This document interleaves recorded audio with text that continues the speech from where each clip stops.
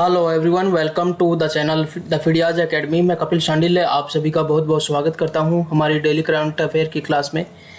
शुरू करने से पहले मैं आपको बता देता हूं, अगर आप हमारे चैनल से जुड़ना चाहते हैं हमारे चैनल को जल्दी से सब्सक्राइब कर लीजिए ताकि डेली करंट अफेयर आप डेली जो हमारे साथ तैयार कर सकें।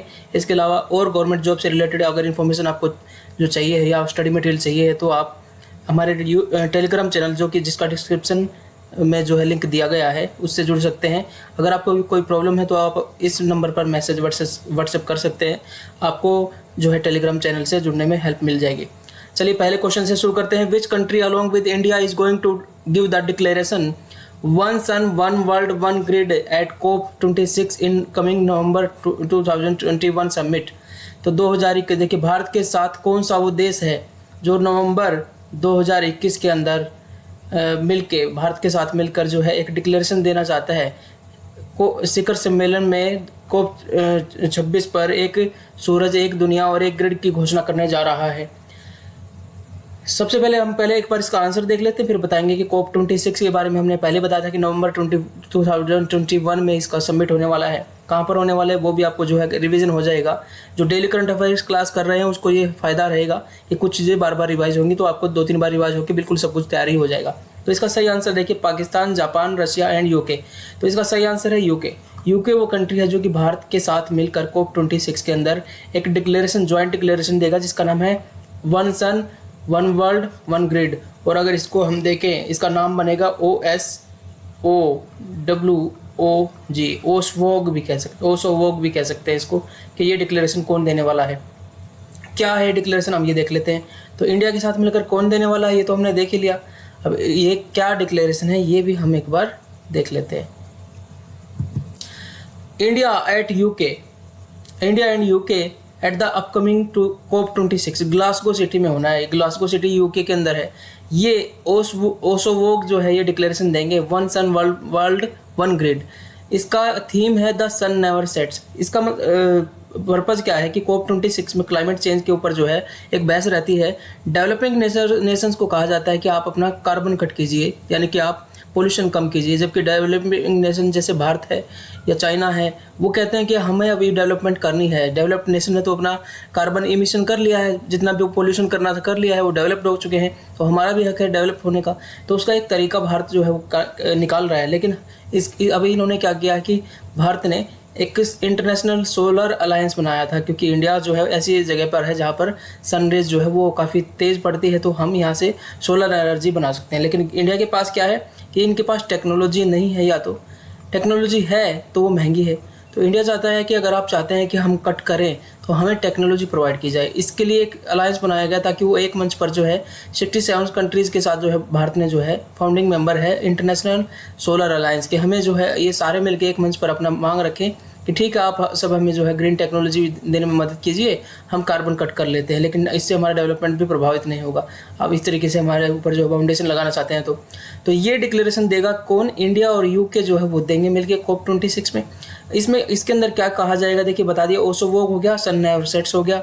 अब ये क्या करेगा, इस डिक्लेरेशन से जो इंटरनेशनल सोलर अलायंस है वो भी स्ट्रेंथन होगा, क्योंकि इसमें सभी का हित है। 3 फेजेज में इसमें जो है एक प्रपोजल रखा गया है कि पहला फेज इंडिया कह रहा है कि पहले मिडिल ईस्ट को जोड़ दिया जाए। मिडिल ईस्ट के अंदर जो है सारी कंट्रीज़ को जो है जोड़ दिया जाए आपस में ग्रिड के माध्यम से, और सोलर एनर्जी एक दूसरे को ट्रांसफ़र की जाए और वो जो है सेटअप किया जाए। ऐसे ही साउथ एशिया को भी जोड़ दिया जाए। इंडिया और उसके नेबर्स इसमें आते हैं, और साउथ एशियान ग्रुप जो होते हैं उनको जोड़ दिया जाए ग्रिड से, और एक दूसरे को जो है एनर्जी जो है सप्लाई करने का जो है रास्ता बन सके। इंडिया खासतौर से अपने नेबर्स और उसमें भी सार्क, उसमें से पाकिस्तान को हटा के बाकी के साथ जो है ग्रिड एस्टेब्लिश करना चाहता है। दूसरी फेज़ क्या है कि ये जो ग्रुप है MESA यानी कि मिडल ईस्ट, साउथ एशिया और साउथ ईस्ट एशिया, इन दोनों को जोड़ दिया जाए। उसके बाद अफ्रीकन पावर के साथ, अफ्रीकन जो नेशन है वहाँ पर भी जो आप देखते हैं भूमध्य रेखा के पास का एरिया है, तो वहाँ पर भी सोलर एनर्जी का पोटेंशियल बहुत ज़्यादा है। उसके थर्ड फेज़ में ग्लोबल इंटरकनेक्शन कर दिया जाए। इस तरीके से ये प्रपोजल दिया गया है इसके अंदर, और इसमें यूके के साथ जो है ये प्रपोजल इंडिया देने वाला है। नेक्स्ट क्वेश्चन है, which company has launched future engineer program in India. कौन सी कंपनी ने जो है फ्यूचर इंडिया प्रोग्राम, किस कंपनी ने फ्यूचर इंडिया प्रोग्राम लॉन्च किया है? Google, Amazon, Microsoft, Facebook. कौन सा वो सही आंसर है? इसका सही आंसर होगा अमेजॉन ने ये जो है लॉन्च किया है। ये प्रोजेक्ट। और ये प्रोजेक्ट क्या है थोड़ा सा देख लेते हैं। इस प्रोजेक्ट के अंदर ई कॉमर्स जो कंपनी है, जो ई कॉमर्स वाली कंपनी है, जो इलेक्ट्रॉनिक तरीके से जो कॉमर्स करती है, अमेजन इंडिया, उसने future engineer in India program जो है शुरू किया है। तो इसका पर्पज़ क्या है? To enable access to quality computer science education and career opportunity. तो क्वालिटी की कंप्यूटर साइंस एजुकेशन और कैरियर अपॉर्चुनिटी शुरू की जाएगी। एक कंसेप्ट है, मैं आपको बता दूं, जिसका नाम है CSR। तो ये जो भी कंपनियां ये चीज़ें शुरू करती हैं तो उसमें कॉर्पोरेट सोशल रिस्पॉन्सिबिलिटी, मतलब अगर आपने कुछ अर्न किया है भारत में रहते हुए तो आपकी एक सोशल रिस्पॉन्सिबिलिटी होती है, और उसका कुछ जो आपकी प्रॉफिट है उसका कुछ % है आपको जो सोशल जो है चीज़ों पर खर्च करना होता है। ये एक बाउंडेशन है कंपनी एक्ट के तहत, तो ये उसी के अंदर किए जाते हैं। तो इसके अंदर to enable the access to quality computer and science education, computer science education और कैरियर अपॉर्चुनिटी क्रिएट करने के लिए तो कंप्यूटर की एजुकेशन दी जाएगी। और पहले ईयर में क्या किया जाएगा? लर्निंग अपॉर्चुनिटी 1 लाख से ज़्यादा स्टूडेंट्स के, मोर देन 1 लाख स्टूडेंट्स जो गवर्नमेंट जो स्कूल हैं, 900 गवर्नमेंट स्कूल और इसके अलावा गवर्नमेंट एडेड स्कूल, उनके अंदर जो बच्चों को ये ट्रेनिंग देगा ये प्रोग्राम। ठीक है, future engineer program by Amazon. समझ गए आप? 1 साल के अंदर 1 लाख से ज़्यादा बच्चों को ये प्रोग्राम जो है ट्रेनिंग देगा कंप्यूटर साइंस के मामले में। अब देखिए एक और बहुत इंपॉर्टेंट क्वेश्चन है, gold exchange and social stock exchange. 2 नई स्टॉक एक्सचेंज जो है वो एस्टेब्लिश कर दी गई। इससे पहले आपने देखा था कि सिक्योरिटीज़ जो मार्केट है उसके अंदर आप जो है शेयर खरीद सकते थे। उसके अलावा आप क्रूड ऑयल के बीच अंदर भी जो शेयर खरीद सकते थे, और साथ ही साथ करेंसी मार्केट के अंदर भी जो है आप करेंसी खरीद सकते थे शेयर बाजार में। अब 2 और गोल्ड एक्सचेंज और सोशल स्टॉक एक्सचेंज भी एस्टेब्लिश कर दी गई है। तो which were in the news recently are approved by which organisation. तो कोई भी स्टॉक एक्सचेंज है, स्टॉक एक्सचेंज से रिलेटेड जितने भी नियम बनाया जाता है वो किसके द्वारा बनाया जाता है? RBI, SEBI, ECGC या NSDL। तो इसका सही आंसर है SEBI। RBI तो मॉनेटरी पॉलिसी से रिलेटेड है, SEBI ही वो सही आंसर है जो ये इनको जो है मंजूरी देता है और इसके नियम बनाता है। थोड़ा सा इसको डिटेल देख लेते हैं। SEBI ने क्लियर कर दिया है एक प्रपोजल कि किस चीज़ का, कि गोल्ड एक्सचेंज सेटअप कर दी जाए और सोशल स्टॉक एक्सचेंज सेटअप कर दी जाए। और जो गोल्ड एक्सचेंज में जो खरीद फरोख्त होगी तो इलेक्ट्रॉनिक गोल्ड रिसिप्ट उसमें दी जाएगी।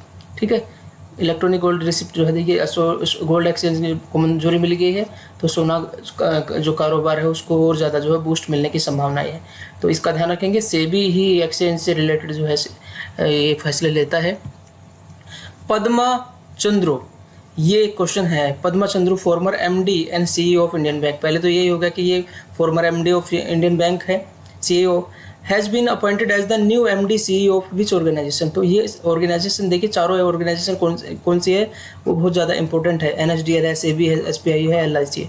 मोस्टली या तो गवर्नमेंट है या लिमिटेड है, गवर्नमेंट के अंडर में ही कोई जो कॉरपोरेशन है। तो इनसे रिलेटेड क्वेश्चन, अपॉइंटमेंट से रिलेटेड क्वेश्चन आ ही सकते हैं। तो पद्मा चंद्रू जो है पहले इंडियन बैंक के अंदर MD और CEO थी, वो अभी कौन से ऑर्गेनाइजेशन में हो गई है? तो इसका सही आंसर है NSDL। NSDL जो है बहुत इंपॉर्टेंट एक संस्था है। इसके बारे में क्वेश्चन जो पूछे जाने की संभावना बनेगी ही बनेगी। अब है पद्मा चंद्रू, इनका ये पिक्चर आप देख सकते हैं, महिला है पहले तो बात, इसलिए ये क्वेश्चन बन ही सकता है। महिला को जब भी अपॉर्चुनिटी मिलेगी वो क्वेश्चन जो फेवरेट हो जाता है। Has been appointed managing director chief executive officer of national security deposits. ठीक है, तो ये हमारा सही आंसर हो गया। नेक्स्ट क्वेश्चन की तरफ जल्दी से बढ़ते हैं। क्या कहता है? स्वीट रेवोल्यूशन एक टर्म है, वो NBHM स्कीम और NBHM स्कीम जो है दोनों ही वो किससे एसोसिएटेड है? इसका देखिए फुल फॉर्म नहीं दिया गया, वरना आप पता भी कर लेते। स्वीट रेवोल्यूशन NBHM योजना किस उत्पाद से संबंधित है? स्वीट का नाम आ गया है तो आपको सारी ही चीज़ें ऐसे दे दी गई है, शुगर, हनी, फ्रूट, पाम। तो ये पाम वो वाला पाम नहीं है, पाम ऑलिव जो ऑयल होता है उससे रिलेटेड है। ये ट्रांसलेशन गलत है, तो यहाँ पर ये भी नहीं है, ये भी नहीं, ये भी नहीं। स्वीट रेवोल्यूशन का रिलेटेड जो है मधु से है, यानी कि शहद से है। और पूरा थोड़ा सा डिटेल में आपको बता देते हैं कि ये क्या है। तो national beekeeping and honey mission है। ये national beekeeping and honey mission for the 3 year ये स्टार्ट किया गया है 2021 से शुरू किया और 22-23 में ख़त्म हो जाएगा। ठीक है, to achieve goal of sweet revolution. तो आपसे पूछे कि स्वीट रेवोल्यूशन टर्म किसके लिए यूज होती है, तो वो हनी के लिए। उसके बाद जो है NBHM क्या है? National beekeeping honey mission है, 3 साल के लिए शुरू किया गया है। ठीक है, और इम्प्लीमेंटिंग एजेंसी कौन सी है? National bee board. ठीक है, ये इम्प्लीमेंटिंग एजेंसी है। अभी हाल ही में जो है अमूल हनी नाम से जो है एक प्रोडक्ट भी लॉन्च किया गया था, इसी स्कीम के अंदर लॉन्च किया गया था। अमूल जो है गुजरात के आनंद की एक कंपनी है, इसकी वजह से जो वर्ड इसमें यूज़ किया गया है वो इसी वजह से यूज़ किया गया है। अब है आपदा Mitra scheme. Aapda Mitra scheme which was seen in recently is implemented by which union ministry. Aapda Mitra योजना जो हाल ही में खबरों में रही है किस केंद्रीय मंत्रालय द्वारा लागू की जाती है? Ministry of defence, ministry of home affairs, ministry of agriculture and farmer affair, ministry of MSME. कौन सा है देख लीजिए। तो आपदा मित्र ये मिनिस्ट्री ऑफ होम के अंडर है, इसको ध्यान रखेंगे क्योंकि ये रिसेंट में खबरों में आई है, तो ये पूछा जा सकता है कि कौन सी मिनिस्ट्री के अंडर है। तो देखिए आपदा मित्र स्कीम जी is implemented by the union home ministry. Amit Shah जो है रिसेंटली उन्होंने रिलीज़ किया था ट्रेनिंग मैनुअल ऑफ द आपदा मित्र स्कीम। ठीक है, इसके अंदर आपदा मित्र को जो है आपदा के समय पे वहाँ के लोकल लोगों को जो है आपदा मित्र की ट्रेनिंग दी जाएगी। तो 17th फाउंडेशन ऑफ NDMA जो है उसको उसके अवसर पर जो है आपदा मित्र स्कीम को जो है ट्रेनिंग मैनुअल जो है वो जारी किया गया था अमित शाह जी के द्वारा, जो कि यूनियन होम मिनिस्टर हैं। लूसी मिशन वेरी इंपॉर्टेंट रहेगा। लूसी आपने मूवी भी देखी होगी जो कि ह्यूमन एवोल्यूशन को दिखाती है मूवी, काफ़ी फेवरेट मूवी रहती है वो साइंस से रिलेटेड बच्चों के लिए। Lucy mission which was seen in the news recently is associated with space agency. Which space agency? हाल ही में खबरों में रहा लूसी मिशन किस अंतरिक्ष एजेंसी से जुड़ा हुआ है? ठीक है, ISRO, Indian space research organisation, ये तो इंपॉर्टेंट है। चलिए आपके लिए क्वेश्चन मैं रखता हूँ कि इसरो का हेडक्वार्टर कहाँ पर है? ठीक है, ये आपसे पूछते हैं इसरो का हेडक्वार्टर कहाँ पर है। ये आपके लिए आज के लिए क्वेश्चन, आप कमेंट करके हमें बता सकते हैं। तो दूसरा है नासा। ठीक है, या USA की स्पेस एजेंसी है ब्लू ओरिजिन और SpaceX। तो इसका सही आंसर जो है वो है नासा। नासा का अभी लैंडसैट 9 भी मैंने बताया था, एक बहुत new I in the sky जिसका नाम दिया है नासा ने, वो भी मैंने डिस्कस किया था। एक और लूसी प्रोजेक्ट भी है। ये लूसी प्रोजेक्ट असल में है क्या, ये भी देख लेते हैं। Lucy is the mission of USA's NASA. किस लिए है? जुपिटर देखिए यहाँ मार्स है और यहाँ पर जुपिटर है, इनके बीच में छोटे छोटे क्षुद्र ग्रह हैं, एस्ट्रॉयड हैं। यहीं पर एक एस्ट्रॉयड है जिसका नाम है ट्रोजन एस्ट्रॉयड। इसको स्टडी करने के लिए, जुपिटर के ट्रोजन एस्ट्रॉयड को स्टडी करने के लिए है। ये नया इंसाइट देगा, दृष्टि देगा सोलर सिस्टम कैसे इवॉल्व हुआ उसको स्टडी करने के लिए 4.5 बिलियन ईयर पहले। तो देखिए NASA select Lucy mission to study the Jupiter से ट्रोजन एस्ट्रॉयड। तो ये हमें इंसाइट देगा कि कैसे यूनिवर्स का जो है उत्पत्ति हुई थी। अब the probe is named Lucy. Lucy को है जो एंशियंट फॉसिल मिला है आदमी का इथोपिया में, अफ्रीका में, जो बताता है कि अफ्रीका में ही आदमी का सबसे पहले एवोल्यूशन हुआ। तो उसी फॉसिल का नाम लूसी दिया गया था, जिसको मनुष्य की माता कहा गया। तो इसलिए जो है लूसी के नाम पर ही इसका नाम रखा गया है। ठीक है, चलते हैं, बढ़ते हैं नए क्वेश्चन की तरफ। Which technology company has launched creator education program. कौन सी टेक्नोलॉजी कंपनी ने, वही बात है अभी थोड़ी देर पहले भी हमने देखा था, वैसे ही एक प्रोग्राम जो है दूसरी कंपनी ने भी लॉन्च किया है इन कंपटीशन। तो पहले वाला अमेजन ने था, अब दूसरा वाला आ गया है फेसबुक। फेसबुक ने जो है क्रिएटर, ये निर्माता नहीं क्रिएटर है, इसको याद रखें। क्रिएटर एजुकेशन प्रोग्राम जो है वो फेसबुक ने लॉन्च किया है। इसके अंदर जो है क्या किया जाएगा, क्रिएटर एजुकेशन प्रोग्राम के अंदर जो है वो, इसका नाम क्या दिया गया है, बोर्न ऑन इंस्टाग्राम। और इसके अंदर जो है ई-लर्निंग कोर्सेज करवाए जाएंगे, जैसा कि अमेजन ने भी शुरू किया ऐसे ही ये भी शुरू करने वाला है। बाकी चीज़ें सारी कॉमन ही है। क्वेश्चन है विच institution release a report title digital economy report. तो कौन सी है जो इंस्टीट्यूशन है जो कि डिजिटल इकोनॉमी रिपोर्ट 2021 को से रिपोर्ट जो है उसने प्रकाशित की है। IMF, world bank, UNCTAD, WTO, सारे ही इंस्टीट्यूशन कोई ना कोई रिपोर्ट देते हैं। पर यहाँ पर UNCTD, United national conference on trade and development, ये जो है ये रिपोर्ट जारी करता है डिजिटल इकोनॉमी। ये दिखाता है कि क्रॉस बॉर्डर जो है कितना डाटा जो है वो आवाजाही जो है वो खुली हुई है, डिजिटल इकोनॉमी कितनी है वो। शांति स्वरूप भटनागर अवार्ड जो है किस फील्ड से रिलेटेड है? शांति स्वरूप भटनागर अवार्ड जो है स्पोर्ट्स, साइंस या सोशल सर्विस या लिटरेचर, बहुत फेमस क्वेश्चन है। ये विज्ञान से रिलेटेड है। थोड़ा सा इसके बारे में भी हम जान लेते हैं, हालांकि ज़्यादा डिटेल नहीं देखेंगे। ये जो अवार्ड है in the field of science and technology में दिया जाता है। और ये नाम इसका क्यों पड़ा है? The founder director of council of scientific and industrial research, CSIR जो है, council of scientific and industrial research, इसके फाउंडर डायरेक्टर जो थे जिनका नाम है डॉक्टर शांति स्वरूप भटनागर, उनके नाम पर इसको दिया जाता है। और साइंटिस्ट जो कि 45 साल से नीचे हैं और वो बड़ा अचीवमेंट करते हैं साइंस के डिसिप्लिन में, उनको ये दिया जाता है। नेक्स्ट क्वेश्चन क्या है? अमृत एंड SBMU। देखिए अमृत यू, ये जो अमृत तो हमने देख ही लिया, ये यू से मतलब है अर्बन सिटीज़ को जो है वो पुनरुत्थान के लिए पुनरुद्धार बोलते हैं जिसको, रिजुविनेशन के लिए, मतलब उनका जो है कायाकल्प करने के लिए। तो उसके लिए एक योजना अमृत शुरू की गई थी कुछ साल पहले। अब उसका 2.0 और SBM स्वच्छ भारत मिशन यू अर्बन के क्षेत्र में 2.0 ये नेक्स्ट फेज है स्वच्छ भारत मिशन का। ये जो है रिसेंटली 1 अक्टूबर को लॉन्च किया है प्रधानमंत्री जी ने, 1 अक्टूबर 2021 को। तो ठीक है, ये डेट जो है आपको याद रखनी है। अमृत और SBM यू 2.0 किस डेट को लॉन्च किया, ठीक है। और ये अंडर विच मिनिस्ट्री के अंडर ये आता है?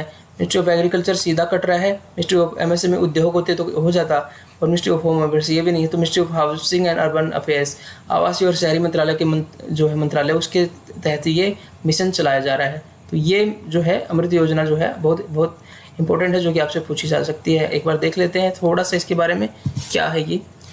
PM ने लॉन्च की है, बस यही है। आपको अमृत मैंने बता दिया है कि शहरों को करने की है, और स्वच्छ भारत मिशन वो भी अर्बन का ही है, सेकंड फेज है, ठीक है। इसके सारे लक्ष्य जो है प्राप्त करने हैं। एक क्वेश्चन रिपीटेड आ गया, बस इसमें मिसाइल का नाम ले लिया है। तो ये हाल ही में हवासोंग जो 8 मिसाइल जो है रिसेंटली जो काफ़ी न्यूज़ में रही, हाइपरसोनिक मिसाइल है। ये किसके द्वारा, किस कंट्री के द्वारा जो टेस्ट की गई है? तो China, Japan, Israel, north Korea. तो नॉर्थ कोरिया ने इसको लॉन्च किया है। एंटी एयरक्राफ्ट मिसाइल इसको ये बताते हैं, और हाइपरसोनिक है, मतलब ये काफ़ी स्पीड वाली भी है। तो रिसेंटली ये न्यूज़ में रही है। एक पोर्टल लॉन्च किया गया है, sage and sacred which were seen in the news are new portal associated with which segment of the population. कौन से सेगमेंट, जो पॉपुलेशन का कौन सा वर्ग है जिससे जुड़े ये पोर्टल शुरू किए गए हैं गवर्नमेंट ऑफ इंडिया के द्वारा? Old age people, children, women and transgender people. तो सेज संत होते हैं ना, वो थोड़े बुजुर्ग होते हैं, ठीक है। तो इसी तरीके से आपको देखिए ओल्ड एज पीपल के साथ ये जुड़ा हुआ है, ये कि जो कि सामाजिक न्याय मंत्रालय द्वारा जो है उसके द्वारा ये पोर्टल शुरू किया गया है। वाइस प्रेसिडेंट ने इनको लॉन्च किया, लेकिन सामाजिक न्याय मंत्रालय जो सोशल जस्टिस जो मिनिस्ट्री है। तो सेज क्या है? इसके अंदर उन उद्यमियों को जो है प्रोत्साहित किया जाएगा जो सीनियर सिटीजन्स के लिए जो है सुविधाओं से रिलेटेड उद्यम शुरू करेंगे, उनसे रिलेटेड जो सुविधाएं क्रिएट करेंगे। और इस सेकंड के अंदर उन जो है सीनियर सिटीजन्स को जो है रीएम्प्लॉयमेंट के अवसर प्रदान किए जाएंगे, जो कि अब काफ़ी एज के हो चुके हैं, लेकिन वो रीएम्प्लॉयमेंट चाहते हैं। इससे उनके अंदर कॉन्फिडेंस आएगा, ठीक है। तो यहाँ पर उद्यमियों को बढ़ावा देना जो सर्विस प्रोवाइड कर रहे हैं, और यहाँ पर उन्हीं को खुद ही बढ़ावा देना, रीएम्प्लॉयमेंट के लिए उनके अवसर निकालने हैं।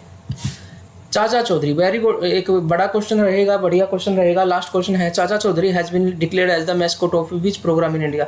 एक प्रोग्राम लॉन्च हुआ है इंडिया के अंदर, जिस पहले लॉन्च हुआ था, लेकिन अब उसका मैस्कॉट यानी कि शुभंकर बना दिया गया है चाचा चौधरी, एक फेमस कॉमिक कैरेक्टर को।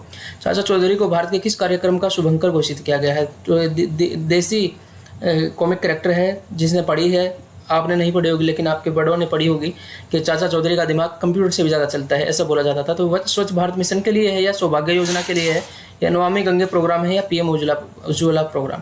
तो इसका सही आंसर है नमामि गंगे प्रोग्राम के लिए इसको लिया गया है। इसको क्यों लिया गया है? क्योंकि बच्चों को सेंसिटाइज करना है, और कॉमिक कैरेक्टर जो है वो बच्चों से बात करेगा, बच्चों को एड्रेस करेगा, सेंसिटाइज करेगा रिवर्स की सफाई के पर्पज़ से। National mission of clean Ganga के अंदर जो है चाचा चौधरी को अनाउंस किया गया है कॉमिक बुक कैरेक्टर को, mascot of Namami Gange programme. और ये कैरेक्टर जो है ये सेंसिटाइज करेगा चिल्ड्रन और यूथ को about cleaning of Ganga and river. तो इसमें गंगा की बात चाचा चौधरी के साथ, ये टाइटल के साथ जो है ये मैस्कोट आएगा और बीच बीच में एड्रेस करता रहेगा।